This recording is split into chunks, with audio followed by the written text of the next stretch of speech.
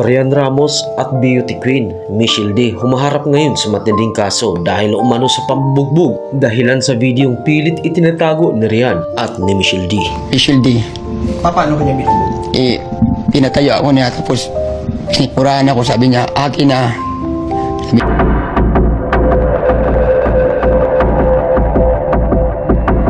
Binugahan niya ako ng alcohol buong katawan ko, pati mata ko. Tapos nung hinawakan niya dito, tinusok mata ko ng dalawang dalirit niya. Rian Ramos may papel sa Pilipinas dahil naging mahalaga ito sa bansang Pilipinas, dahilan na nagiging artista na ngayon at halos laging mapapanood sa televisions. At ang kanyang best friend o mano na ang beauty queen na si Michelle D ay naging makasaysayan ang pangalang ito sa bansang Pilipinas. Sa maamong mukha ni na Michelle D at Rian Ramos, hindi mo akalain sa likod ng kamera o sa likod ng telebisyon na makikita ng sambayanan, mayroon pala itong itinatagong karahasan ng kapwa Pilipino at ang hindi lang kagandahan. Sa mataas na palapag dumaan ang kanilang driver para lamang ito makatakas sa kapahamakan ni Rian at Michelle D at ang kasama pa nitong mga bodyguards. Ayon sa kanilang driver, pilit siyang pinaamin na umano isauli kina Rian at Michelle D ang ampaw or ang nilalaman ng ampaw. Halos katakot-takot ang tinamo ng driver at halos ang driver hindi makapaniwala dahil sa maamong muka sa likod nito'y isa palang trahedya ang nag-aantay o nag-aabang ang mga pangyayari sa kanya. Ikinlong, bugbog, hampas, sapak, tinusok ang dalawang mata at binuhusan ang buong katawan ng alkohol. Bigla pa akong hinatak ng dalawang bodyguard.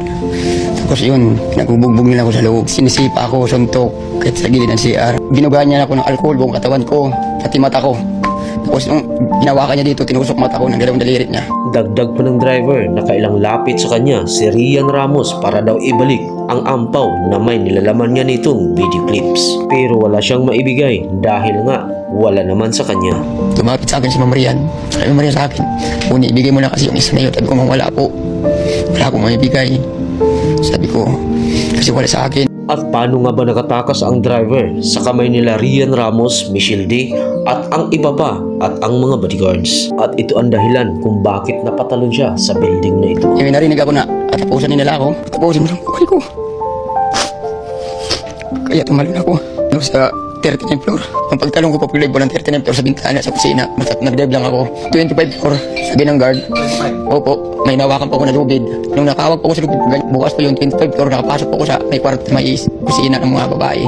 At hindi maganda ang pangyayari yun dahil nahuli siya ng mga bodyguard at nila ni Rian Ramos at dinala nga ito sa police station.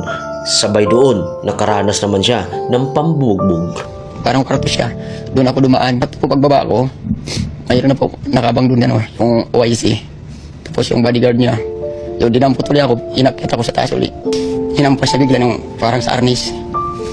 Yung parang anis sa akwayan. Bigla at minsan namula, mabasag ang dugo. Tapos paglabas niya, isa naman medyo mataba na mababa na pulis. Pagpasok niya, nakatsinilas lang kasi ako eh. Paka niya pa ako, didin. Naditin siya na 3 araw sa police station at na-dismiss nga ang kasong ito January 22. Sabay naman nito sa NBI sa pagpakita ng kanyang mga tinamong sugat.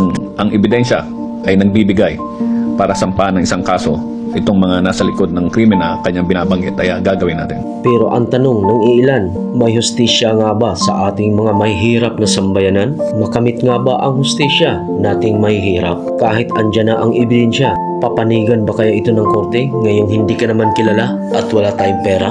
Dahil higit sa kaalaman ng lahat sa Pilipinas, magkakaroon lamang ito ng batas kung may pera ka.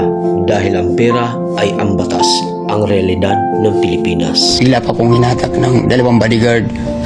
Tapos yun, nagbubugbog nila ako sa loob. Binugahan niya ako ng alcohol buong katawan ko, pati mata ko. Tapos nung hinawakan niya dito, tinusok mata ko ng dalawang dalirit niya.